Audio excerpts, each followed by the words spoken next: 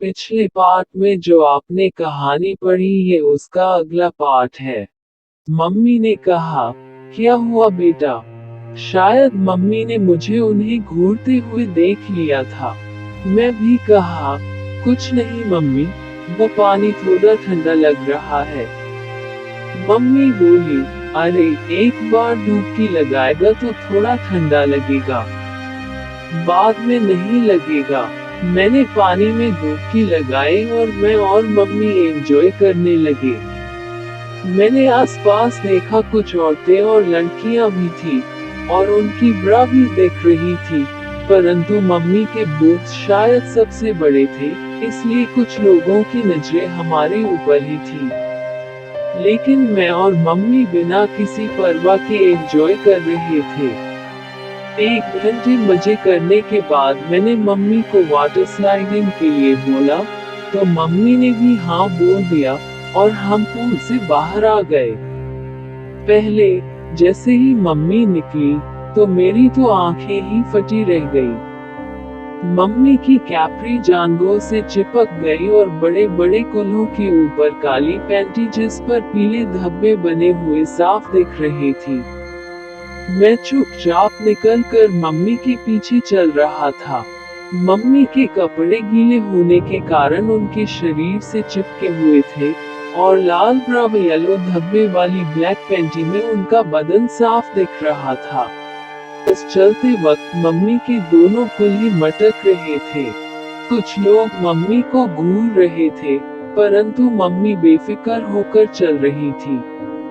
अब मैं और मम्मी वाटर स्लाइडिंग का मजे ले रहे थे और हमने और भी कई स्लाइडिंग का मजा लिया। पता ही नहीं चला कब 1 घंटा निकल गया। फिर मम्मी ने मुझे बड़े और गहरे वाले स्विमिंग पूल में चलने को बोला, तो मैंने कहा कि मुझे तैरना नहीं आता। तो मम्मी बोली, टेंशन मत कर, मैं हूँ ना, मुझे तैरना आता है। फिर मैं और मम्मी बड़े स्विमिंग पूल में गए। वह थोड़ा बड़ा था, परंतु गहरा होने की वजह से भीड़ कम थी। लोग भी कम ही थे, 1-2 कपल थे। पानी साफ था और पानी के अंदर भी मम्मी की ब्रा पैंटी साफ दिख रही थी। लोग मम्मी को घूर रहे थे, जो स्वाभाविक था, क्योंकि मम्मी का सुडौल बदन साफ दिख रहा था। मम्मी मुझे तैरना सिखा रही थी, जिससे कभी कभी मम्मी के बूट्स टी-शर्ट में से ही मेरे टच कर रहे थे। मुझे बड़ा अजीब लगा। धीरे धीरे हम गहरे पानी में गए। थोड़ी दूर पर मेरा पैर फिसल गया और मैं डूबने लगा। मम्मी ने डुबकी लगाकर मुझे पकड़ा और मैंने मम्मी को गले में हाथ डालकर पकड़ लिया, जिससे मम्मी के बड़े बड़े बूट्स मेरे सीने पर दबाव डालने लगे। इस घटना से मेरे लंग में अजीब सी हलचल हुई। मम्मी मुझे पकड़कर कम पानी में लाई और अब मुझे वही तैरना सिखाने लगी। 1 घंटे बाद हम लोग दोबारा राइडिंग के लिए गए और खूब राइडिंग की। इतनी एक्टिविटी के बाद मैं थक गया, तो मैं मम्मी से बोला, मम्मी अब चलते हैं और मुझे भूख भी लगी है। तो मम्मी ने बोला, 5 मिनट और। मैंने बोला, ठीक है, आप करो, मैं यही बैठता हूँ। मैं मम्मी को राइडिंग करते हुए देख रहा था। मम्मी का ये रूप मैंने पहली बार देखा था। इतनी हॉट और सेक्सी लेडी मैंने सिर्फ मूवी में ही देखी थी। थोड़ी देर बाद मैंने देखा राइडिंग की वजह से नीचे से मम्मी की कैप्री थोड़ी फट गई और मम्मी की येलो धब्बे वाली काली पैंटी दिखाई दी। मुझे बड़ा अजीब लगा कि अब क्या करूं, कोई देख लेगा तो अच्छा नहीं लगेगा। इसलिए मैं चुपचाप मम्मी के पास गया और धीरे से बोला, मम्मी आपकी कैप्री शायद फट गई है। मम्मी एकदम से चौंक गई। उन्होंने नीचे देखा और चुपचाप से पानी से निकलकर चेंजिंग रूम में चली गई। मैं भी चेंजिंग रूम में जाकर चेंज करके आ गया। और मम्मी भी शॉर्ट कुर्ता और लेगिंग पहन के बाहर आ गई। इस ड्रेस में भी मम्मी हॉट लग रही थी। फिर वो बोली, सॉरी बेटा। मैं, कोई बात नहीं मम्मी, वो तो शुक्र है किसी ने देखा नहीं। लेकिन सॉरी मम्मी, मैंने आपको इस अवस्था में देख लिया और मैंने सिर नीचे कर लिया। माँ, कोई बात नहीं बेटा, इसमें तेरी कोई गलती नहीं है। गलती मेरी ही है, मैंने पूरा ध्यान सिर्फ एंजॉय करने में लगा दिया। चलो भूख लगी है, कुछ खाते हैं।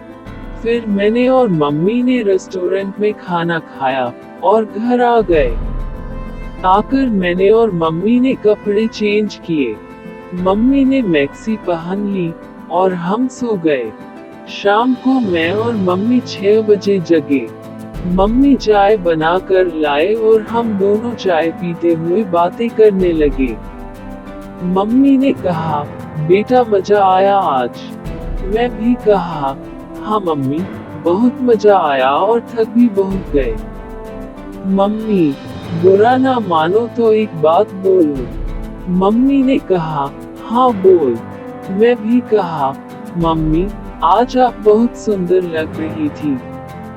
सब आप ही को देख रहे थे और गीले कपड़ों में आपके अंडरगारमेंट्स भी दिख रहे थे। मम्मी चेहरे पर हल्की स्माइल लाते हुए, अच्छा तो तूने मुझे बताया नहीं। मैंने कहा, बताने से भी क्या फायदा, आप और दूसरे कपड़े लेकर भी तो नहीं गई थी ना। मम्मी ने कहा, हम और तू भी, कहकर मम्मी चुप हो गई। शाम को खाना खाकर हम सो गए। अगले दिन सुबह मैं कॉलेज चला गया। कॉलेज से वापस आया तो मम्मी ने और मैंने खाना खाया। मम्मी ने उस वक्त साड़ी पहन रखी थी।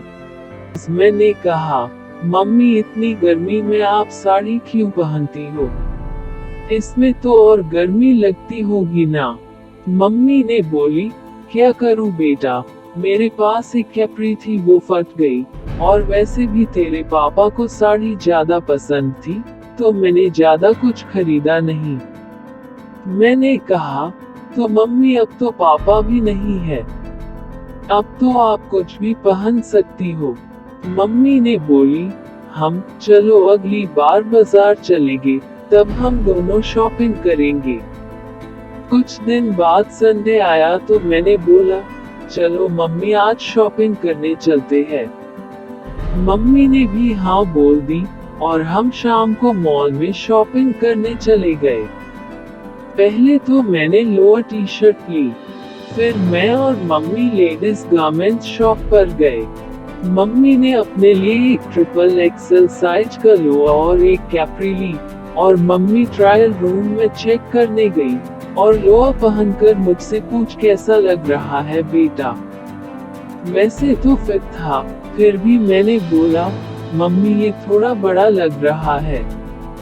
फिर मैंने मम्मी के लिए लाइट कलर की एक नंबर छोटा एक पायजामा और कैप्री पसंद की। मम्मी ने अपने लिए 2 टी शर्ट ली। फिर मैंने देखा कि वहाँ लेडीज हाफ पैंट भी थी। मैंने मम्मी से बोला, मम्मी ये हाफ पैंट आप पर बहुत अच्छा लगेगा। मम्मी ने बोली, बेटा मैंने कभी पहना नहीं और कोई देखेगा तो अच्छा नहीं लगेगा।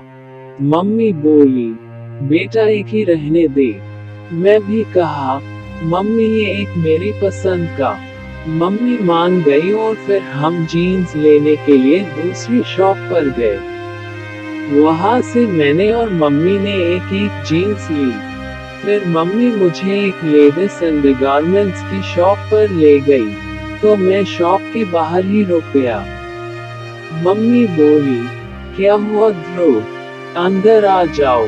मैं अंदर गया और मम्मी ने शॉपकीपर से ब्रा पैंटी दिखने के लिए बोला। शॉपकीपर, मैम साइज क्या दिखानी है? मम्मी ने बोली, ब्रा 3/6D और पैंटी डबल एक्सल। मम्मी ने वहाँ से एक 3/6D की कप वाली प्रिंटेड ब्रा और फ्लोरल प्रिंटेड पैंटी ली। फिर हमने रेस्टोरेंट में खाना खाया और घर आए और सो गए। अगले दिन सुबह मैं स्कूल गया और मम्मी घर के कामों में लग गई। दोपहर बाद मैं कॉलेज से आया तो देखा मम्मी ने कैप्री और टी शर्ट पहन रखी थी। मम्मी ने बोली, कैसी लग रही हूँ बेटा?